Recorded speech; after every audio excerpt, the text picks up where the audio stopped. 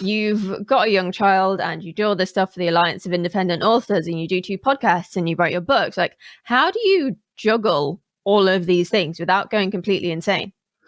Maybe I you are went insane. I don't insane. know. Yeah, I went insane a little while ago. Not gonna lie.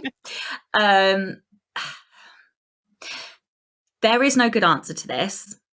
And the honest answer, which nobody's going to like, is that I just try to live in the moment of that moment, because if I don't, what happens is I feel like I'm failing everyone and everything.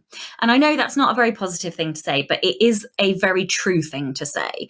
I think any person who has responsibilities, be they a dog, or they're a guardian, or they foster kids, or they have a job, or, you know, you have elderly parents to look after, or whatever that responsibility may be. The minute you have a second thing that you have to do, you are always going to feel like you're being pulled in multiple directions.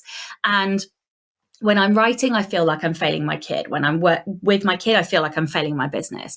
You know, so I don't think that, like, mindset wise, there is a panacea. All you can do is try to give your best to whatever it is that you are doing in the time block at that time.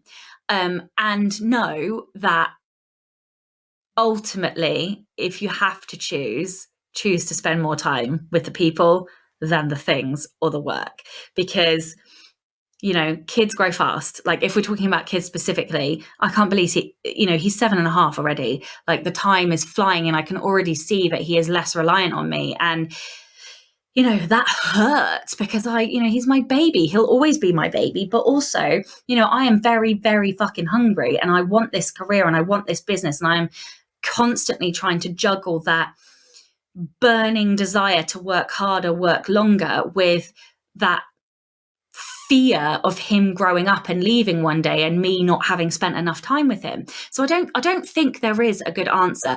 What I try to do in terms of that juggle is to book things in my diary. So I book activities for us to do where we can make memories.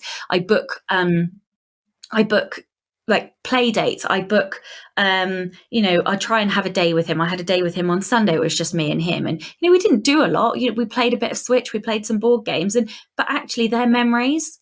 And then I try to also be strict with my time. So I've implemented this new thing, and I can talk about this more if you want me to talk about some tips, but, I now get up at 7, which is really painful because I'm a night owl.